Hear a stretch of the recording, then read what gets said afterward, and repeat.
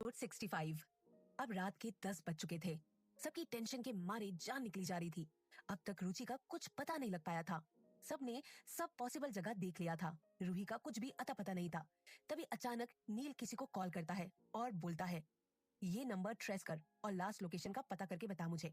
करीब 5 मिनट बाद ही नील का फोन रिंग करता है। नील कॉल रिसीव करता है और बात करता है और अभी को बोलता है, रूही का लास्ट लोकेशन इंदौर रोड वाली जंगल के पास शो हो रहा है।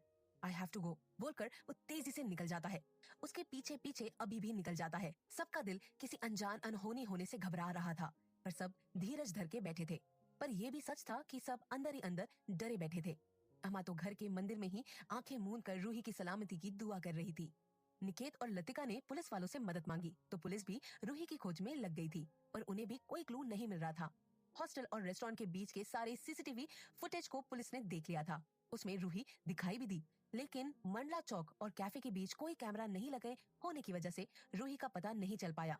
इसलिए पुलिस इतना तो श्योर थी कि रूही मंडला चौक और कैफे के बीच में ही गायब हुई है, क्योंकि हॉस्टल से मंडला चौक के रास्ते तक सारे सीसीटीवी फुटेज में रूही दिखाई दे रही थी। अब पुलिस भी रूही का नंबर लेकर ट्रेस करती है। रूही का फोन तो स्विच ऑफ बता रहा था, बट लास्ट लोकेशन वही इंदौर वाले रास्ते पे बड़े जंगल के आसपास शो कर रहा था। अब पुलिस भी उसी लोकेशन की ओर रुक करती है। इधर रूही को जब होश आता है तो वो किसी अंधेरी जगह पर होती है और उसके हाथ पांव बंधे थे। रूही को अपने सर में थोड़ा दर्द महसूस हो रहा था। वो याद करने की कोशिश करती है कि वो यहाँ कैसे आई। फ्लैशबैक। रूही याद करती है कि वो कैफे रॉयल के लिए निकली थी और वो मंडला चौक से थोड़ी आगे आई थी कि उसका फोन वाइब्रेट हुआ। कोई प्राइवेट नंबर से वीडियो आया था। रूही ने जब वीडियो देखा तो उसके होश उड़ गए। रेशमी को बांधकर किसी ने रखा है और उसके फेस पर पूरा खून लगा हुआ है और रेशमी वहां से निकलने के लिए गिड़गिड़ा रही थी। तभी उसका फोन रिंग करता है और यहाँ पे भी प्राइवेट नंबर शो हो रहा था।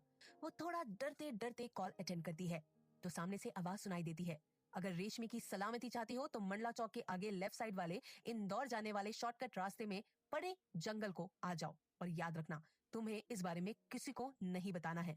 नहीं मतलब बिल्कुल नहीं। रूही एक बार आंख बंद करके सबको याद करती है। उसके आंखों से 2 बूंद आंसू टपक जाते हैं। फिर वो अपने आंसू पोंछकर खुद को संभालती हुई बोलती है, बी स्ट्रॉन्ग रूही, तुम्हें रेशमी के लिए करना ही पड़ेगा, बी स्ट्रॉन्ग। बोलकर एक गहरी सांस लेती है और चल पड़ती है जंगल की ओर। वो जब जंगल पहुंचती है तो वहाँ कोई नहीं रहता।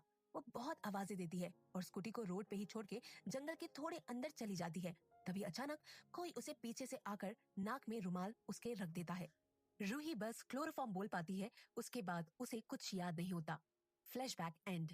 रूही जोर जोर से चीखती है, कोई है, कोई है। तभी उस अंधेरे कमरे का डोर ओपन होता है और सामने खड़े शख्स को देखकर वो चौंक जाती है। अंकित सर आप? अंकित कहता है, हाँ मैं, क्यों, तुम किसी और को एक्सपेक्ट कर रही थी क्या? रूही गुस्से से उसकी बात का जवाब ना देते हुए उसे कहती है, रेशमी कहाँ है? तो अंकित कहता है, वेट बेबी बोलकर वो रूही के एकदम करीब आ जाता है और अपनी उंगलियों को उसके चेहरे पे फेरते हुए बोलता है, मेरे दादाजी ने भी तुम्हारे लिए नील को चुना, मुझे नहीं। सब हक नील मुझसे ले जाता है, लेकिन तुम्हें नहीं छीन पाएगा, कभी नहीं। Marry me Ruhi. रूही चीख कर कहती है, never, I will never marry you and stay away from me. Ruhi के इस तरह चिल्लाने और रूड बिहेवियर की वजह से अंकित को गुस्सा आ जाता है। वो रूही के चेहरे को पकड़ के बोलता है, आई विल नेवर लीव यू। उसका इतना बोलना था कि रूही अंकित की उंगलियों को अपने दांत के बीच दबा लेती है। अंकित दर्द के कारण झटके से उससे अलग हो जाता है और बोलता है, प्यार करता हूँ तुमसे, इसलिए तुम्हारा ये सितम सह रहा हूँ, वरना अंकित खुराना किसी के नखरे उठाए ये तो हो भी नहीं सकता।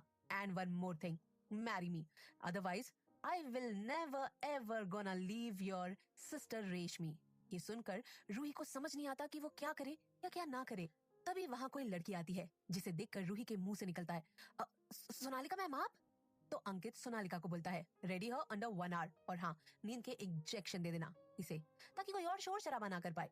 रूही के एकदम करीब आकर उसके माथे को चूम कर कहता है, बेबी रेडी हो जाओ, 1 घंटे में हमारी शादी है, फिर सिर्फ तुम मेरी होगी, सिर्फ मेरी, बोलकर जाने लगता है। और रूही चीख चीख कर बोलती है, ये प्यार नहीं है, ये जिद है अंकित सर, आप मुझसे प्यार नहीं करते, बस आप मुझे पाना चाहते हैं, जो कभी नहीं होगा।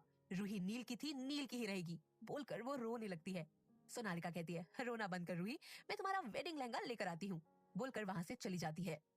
आगे क्या होता है जानने के लिए सुनते रहिए पॉकेट एफएम।